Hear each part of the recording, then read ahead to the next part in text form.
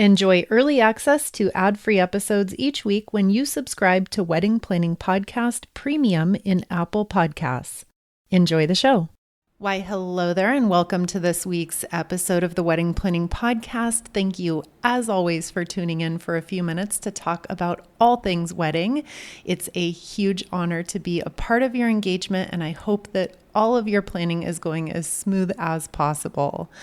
I can't wait to share some juicy info in today's show with you on all of the most important things to be focusing on in the last 4 to 6 weeks or so before your wedding day. Now, if you're a longtime listener of the Wedding Planning Podcast, you know that I am not here to rattle off generic checklists and timelines. While some of the to-do items in today's show are pretty standard, others are not. Yet they are still absolutely critical to a successful and a stress-free wedding celebration. And what's really kind of scary here is that I don't see these things talked about or highlighted in the mainstream wedding media and planning resources. Lucky for you, we're going to do a deep dive in today's show. And before we get into it, I will mention quickly that you can find a written recap of today's episode at weddingplanningpodcast.co/countdown. One more time, weddingplanningpodcast.co/countdown, so that you can just kick back and listen for the next 20 minutes or so and not feel like you need to take a ton of notes or feel like you're forgetting anything. And then one more very quick disclaimer of sorts. Your wedding is a beautiful and unique and literally one of a kind, unlike any other wedding that has ever been planned. And it would be absolutely impossible for me to cover every single nuanced thing for every couple and every situation. So obviously use this conversation as a starting point for creating your very own custom timeline and countdown checklist. And yes, we are going to walk through a detailed process for doing that in today's show. Let's get started with some of the relatively standard items that will apply to most couples. And again, we are focusing in on the final 4 to 6 weeks or so before your wedding day. So the first item here is doing a final walkthrough of your venue space. Now, this project, this task, is a big one. This is likely going to turn into a long sub-list of separate to-do items that are specific to your venue space, your package that you have arranged for, the setup, the cleanup, accommodations, just to name a few things. If you are working with a day of planner, then they will hopefully do a lot of this legwork for you. If you're not working with a professional coordinator, you're going to need to really be on point with keeping organized in whatever way suits you best. I would also highly recommend that you have your day of point person along with you on this final walkthrough so that they are aware firsthand of everything that needs to happen between now and wedding day. And if you're new to the show and you haven't heard me say it a million times, you absolutely have to have a day of point person who is not you or your partner to manage the minute-by-minute logistics of your entire celebration unfolding seamlessly. That's all I'm going to say here on that topic for today because I want to stay focused.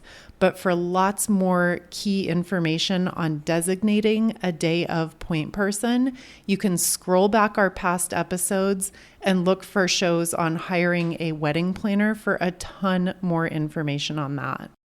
Moving on, the next item on your 4 to 6 week countdown checklist is going to be to confirm with all vendors and to make all of your final payments. Similar to our first item, this task is likely going to lead into lots more sub-lists of more to-do items. So for example, getting a master shot list to your photographer, submitting a final head count and meal selections to your catering team, giving your DJ a detailed playlist of songs for the reception, That's a few things right off the top of my head, and my best advice for not missing anything here. If you don't already have everything organized in one central location, I would highly recommend making a list of every single vendor that you're working with, and then call every single vendor and ask, what do you need from us in the next 4 to 6 weeks? And part 2 of your question, do you have any advice for things that couples miss or forget that you can share with us? If you haven't already gathered by now, this is going to require a really high level of organization and commitment from you. I know we all fall somewhere different along the master sliding scale of being a naturally very organized person or a complete walking disaster who cannot keep anything straight. But wherever you fall, know yourself and don't be shy about asking for help from your partner, your friends, your family, if you feel like you need a little or a lot of oversight in the organization department. And then switching gears, our third item on your 4 to 6 week to-do list is to finalize dress fittings, accessories, shapewear, and your shoes. Now that sounds pretty straightforward, right? Coming up next, number 4, you're going to also need to confirm dress, tuxedo, suit, whatever your wedding party is wearing. Confirm that everything fits well. Confirm that everyone has shoes and accessories for all the wedding party members, including any family members. If you imagine everyone wearing the same bow tie, pocket square, flower crown, jewelry, fill in the blank, now is the time to make those arrangements. So whether it's ordering flower crowns, shopping for costume jewelry at the mall, or ordering custom accessories from Etsy or Amazon, give yourself these 4 to 6 weeks lead time so that you're not pinched for time. Number 5 on our list is you are going to need to get out there and chase any outstanding RSVPs who you have not heard back from yet. That's a pretty straightforward item. Definitely reach out for help from any of your family members, your friends, if you need help sending out text messages, emails, phone calls, whatever it is. Chase those people down so you can have your final number in hand ASAP. That's going to tie into conversations that you're going to need to have with your venue and also your caterer. So do yourself a favor and be super aggressive about that and get it knocked out ASAP. Number 6 on your countdown to-do list is to plan, shop, and or assemble any gift bags or guest favors that you're planning on handing out. Again, here, the same thing I mentioned a couple of points ago. If you're ordering custom favors or wedding gifts, that needs to happen right now. I can speak from years of personal experience as someone who sells custom wedding favors on Etsy since 2011. In 12 years of doing this, I can tell you that colors and materials go out of stock, popular stuff sells out, the post office makes mistakes, and sometimes something just shows up and it's simply not what you expected and you need to make a tweak and go another direction. So be proactive and leave yourself some cushion time for everything to get delivered. Make sure it's exactly what you expected and go ahead and get it all assembled and put together so that it's ready to go. Shopping on Amazon, I feel like, has ruined all of our expectations of feeling like we can order something and it will magically always show up on our doorstep the next day. But I can assure you again that ordering high quality, custom, personalized stuff from a small business, that process runs on a very different timeline than an Amazon Prime order. So just be aware of that. Susan's Travel Services is so excited to partner with you to plan your honeymoon, destination wedding, or maybe even your bachelor or bachelorette party. Susan and her team have been planning dream vacations for 27 years, and they are truly the best in the business for start to finish planning services. Travel and new experiences are incredibly special to me, and Susan and her team have helped me plan some unforgettable vacations, including a bachelorette party in Cabo and a family anniversary celebration in Cancun. They meticulously researched the best all-inclusive options for us based on some very specific priorities, and the professional assistance in choosing location, resort, activities, and transportation was absolutely priceless.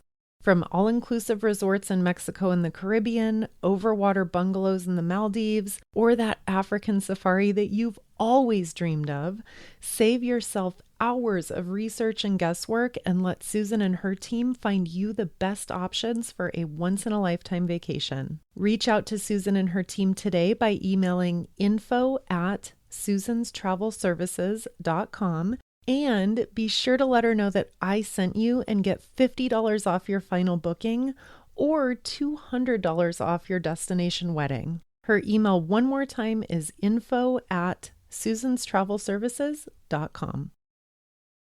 Okay, now we are going to shift gears into some things that I mentioned at the beginning of the show that you're probably not going to find on a wedding planning checklist, but these items are just every bit as important, if not more important, than every single other thing that we've reviewed up to this point today.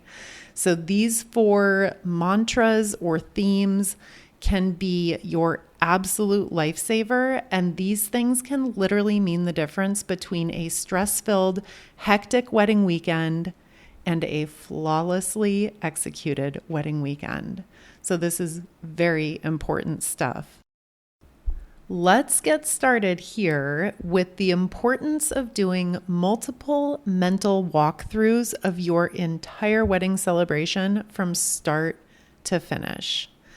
If you are multitasking, then come back to me because this is literally my foolproof formula for making sure that you don't forget anything in the month and the days before your wedding starts.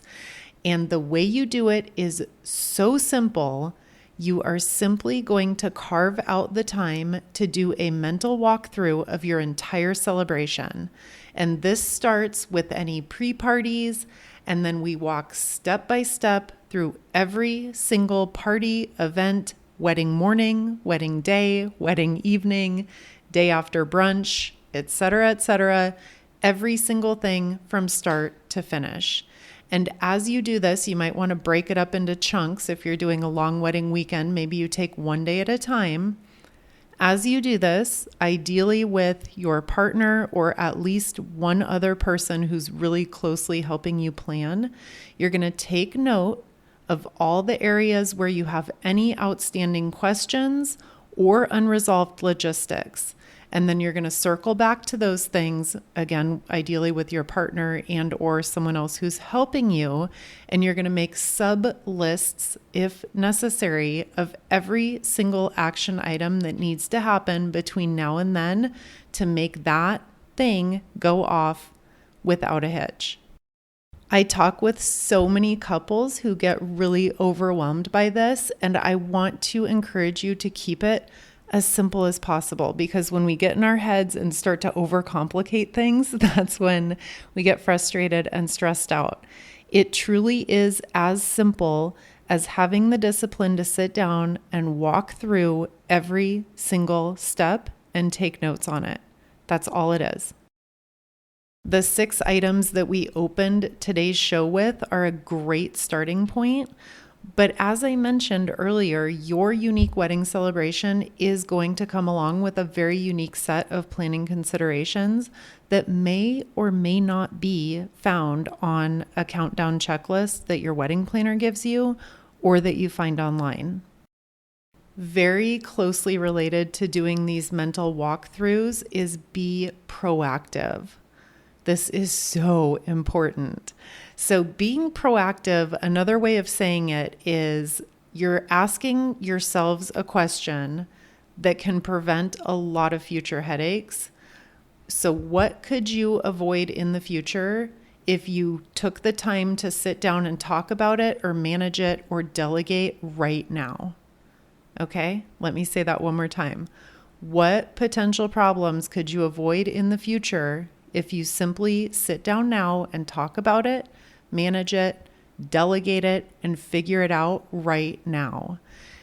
Delegate is another magic word that we're going to come back to, but first let's focus on proactive. How do you tap into that magical crystal ball, and how do you troubleshoot all the things that might come up and or go wrong between now and the day after your wedding? This is a very simple exercise, again, but it does demand some time, attention, and focus. And much as your mental walkthrough, you get out what you put in. If you devote 30 seconds to this when you're distracted and thinking about something else, you're not going to get out the same quality as you will if you are deliberate and really intentional about thinking about these things. I'm just going to give you a tangible example from a couple I work with. So they are getting married at a wedding weekend camp venue. All of their guests are going to stay there for Thursday to Sunday. So in this example, we walk through it together. You show up at the camp to check in on Thursday and to prep for an amazing weekend to come. What happens next? Who's going to direct your vendors? Where will your vendors check in and with who? Where will your guests park? Do they know that they need to supply their own bedding and towels? You're doing a potluck style barbecue welcome party with help from aunts and uncles on both sides. Is everyone clear on exactly what they need to bring? Again, you're going to have a million little sub lists of to-do items that are going to pop up, and you've got to be ready to detail every single one of them in a running list and keep it all documented and keep it all organized. The welcome party is ending with a bonfire. Who's bringing the s'mores stuff? Who's bringing the peanut butter whiskey hot chocolate stuff? Who's bringing sticks for roasting marshmallows? Do you have plenty of bug spray? Do you have blankets in case people get cold? I'll stop there. This is the tip of the iceberg with one very, very specific wedding example, and yours is going to have all unique nuances and concerns and to-dos. But it's all of those little things that if they don't get done, and if you don't proactively plan for them and proactively ask for help, you're going to run into issues throughout your celebration, and nobody wants that. The part about proactively asking for help leads perfectly into our next little theme and mantra, which is delegate. I would be willing to bet that you have a group of loved ones who are asking you how they can help with the wedding over and over and over. So do all of you a huge favor and don't be shy about delegating. Ask someone to be in charge of purchasing all the s'mores things. So give them a detailed list, tell them you'll Venmo them the total, and let them handle it from there. Ask someone else to compose a last-minute email reminder with information about check-in, confirmation, a packing list of things to bring. Don't be shy. There are a ton of universal certainties in wedding planning, but as someone who's been doing this for over a decade, I can tell you with 1,000% certainty that the less you have on your plate in those final few weeks and the less stress you have hanging over your head, the better. Again, another one from today's show that sounds too simple and too good to be true, but it really is that simple. That doesn't mean it's easy, because most couples don't ever take the time to slow down and pay attention to this stuff. And that, my friend, is a huge miss, and I don't want that for you. So to recap, you're going to stay in a mindset of being proactive, and you're going to delegate, delegate, delegate. And our final key point for today is follow up. This is the last part, and whether it's a simple quick text message or a brief phone call, don't put off an easy communication that, if handled right now, is no big deal. But if it's swept under the rug and left for later, it can evolve into a big old complicated mess. So text your cousin, hey, just making sure we're good on the s'mores stuff, not trying to be Bridezilla, LOL. Will you please shoot me a text when you've got everything so I can Venmo you the total? Pick up the phone and call your aunt to ask if she was able to reach the last 5 people who hadn't RSVP'd. Email your DJ to confirm receipt of the playlists and ask if they have any questions. I set little reminders for stuff like this on my phone in the calendar function. I use an iPhone, and then I'll set a reminder set to ping me 1 day before, 1 hour before, 5 minutes before. It's simple, and these little reminders and these little follow-up items can be the difference between putting out 12 annoying little fires on the day before your wedding. Okay, and that wraps it up for today. I hope you found our conversation helpful on the most important things to focus on in the last 4 to 6 weeks or so before the big day. For a written recap of everything we reviewed in today's show, you can visit the blog post at weddingplanningpodcast.co/countdown. And please let me know if this style of show is something that you'd like to hear more of, and we can back up the timeline and we can do some similar shows on 12 months out, 6 months out, etc. You can always be in touch with me via our website, and that is weddingplanningpodcast.co/contact. There's also a contact button on the homepage. I hope you have an amazing rest of your morning, day, evening. Stay healthy, be well, and we'll meet again here next week, same time, same place.